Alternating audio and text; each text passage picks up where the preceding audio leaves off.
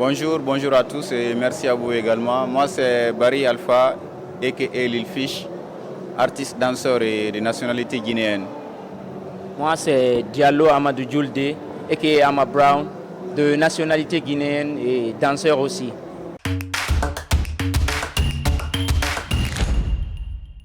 Voilà, nos débuts remontent déjà depuis la Guinée-Conakry, la République de Guinée d'où nous venons.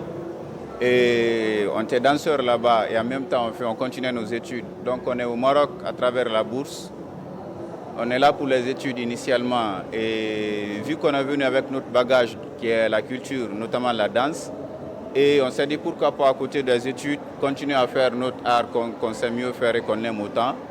Et c'est avec ça qu'on a pu s'installer au Maroc et on a pu bouger jusqu'à venir à cet événement. Ça vient de la musique, tout naturellement, parce que moi j'étais dans une région où déjà ça dansait beaucoup, mais aussi il y avait beaucoup d'artistes musiciens qui avaient aussi besoin de danseurs. Donc c'est venu de là, à travers nos idoles, nos grands frères qui chantaient et qui dansaient. C'est eux qui nous ont montré et qui nous ont transmis cette passion qui est la danse. Notre vision par rapport à la danse, déjà, on peut dire que ça évolue beaucoup grâce à tout ce qui est, surtout les réseaux sociaux aujourd'hui. Parce qu'avant, on avait du mal à s'exprimer. Ça dépendait de la chance qu'on pouvait avoir selon les clips vidéo ou les artistes qui nous prenaient pour les prestations. Maintenant, chaque danseur ou chaque créateur, quel que soit l'art qu'il fait, peut maintenant s'exprimer facilement à travers son téléphone, les réseaux sociaux et tout. Moi, je dirais que ça évolue parce que ça fait que le monde extérieur a une certaine visibilité sur le continent africain, spécialement vu qu'on parle de l'Afrique. Et aujourd'hui, je pense que les danseurs ont plus de facilité à s'exprimer et à pouvoir se montrer aux yeux du monde entier. Je pense que ça évolue bien et ça serait mieux que ça continue comme ça également. Voilà, le style à la base déjà c'est l'afro-dance, mais on s'inspire un peu de tout. Parce qu'on a nos danses traditionnelles. En Guinée, par exemple, il y a 4 régions mais qui contiennent beaucoup de cultures, beaucoup d'ethnies.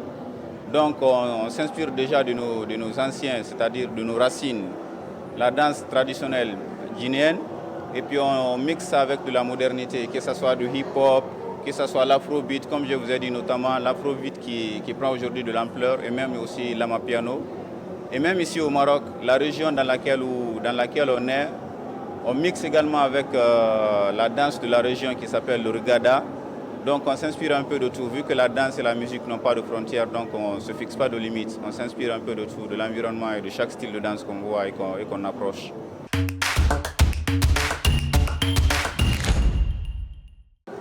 En tant que danseur, on dira qu'ici, ce n'est pas vraiment comme vers chez nous, en Afrique subsaharienne notamment. Et il y a plus d'infrastructures un peu. Mais après, la difficulté, c'était au niveau de la région, parce que c'est ça je vais dire.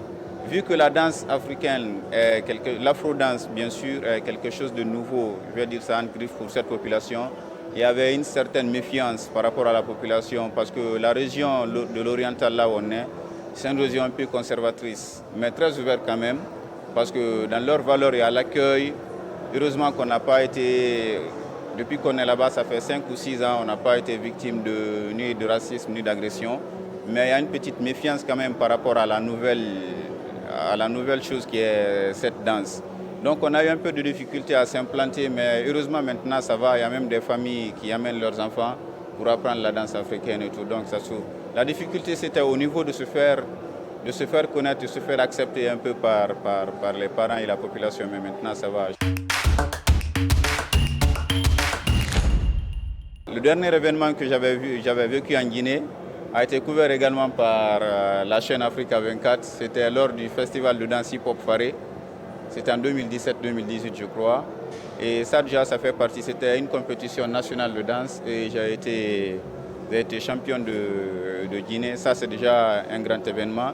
Et ici on a participé aussi au Maroc ici à l'événement de l'ouverture du championnat africain de handball.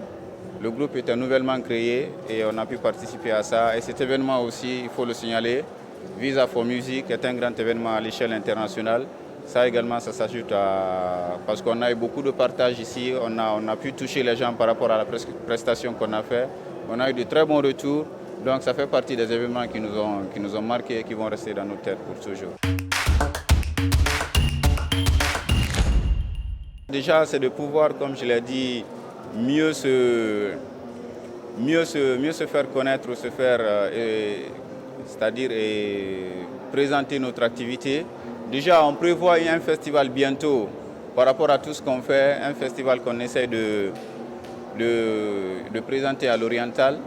Donc montrer aussi que à travers nos cultures, même si on ne parle pas les mêmes langues forcément, mais à travers la culture, notamment la danse, parce que c'est une expression corporelle, qu'on peut vraiment se comprendre et créer une seule communauté. Donc cette mixité entre la population subsaharienne et la population originale du Maroc, on essaie de créer un événement au niveau de l'Oriental.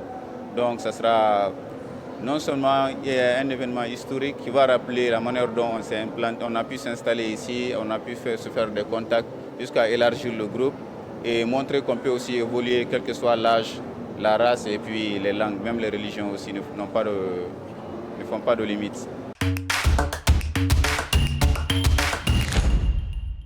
On aimerait dire à nos parents qui sont de l'autre côté de ne pas trop s'inquiéter pour ceux qui sont là, même si on sait qu'il y a des choses qui se passent, mais qui comprennent aussi que la majorité de ce qui se passe ici est plutôt positive. Donc c'est le message là, c'est toujours un message de positivité et ne pas s'en tenir aux étiquettes et faire confiance aussi c'est-à-dire aux gens qui viennent ici, comme nous jeunes. C'est vrai qu'on est là sans nos parents et tout. Je parle notamment au nom de tous les étudiants et même ceux qui viennent aussi, nos frères aussi qui viennent pas dans le cadre des études parce que c'est important de nous faire confiance et comprendre aussi que la chose se passe bien, quoi. Donc c'est un peu ça, c'est un message de positivité.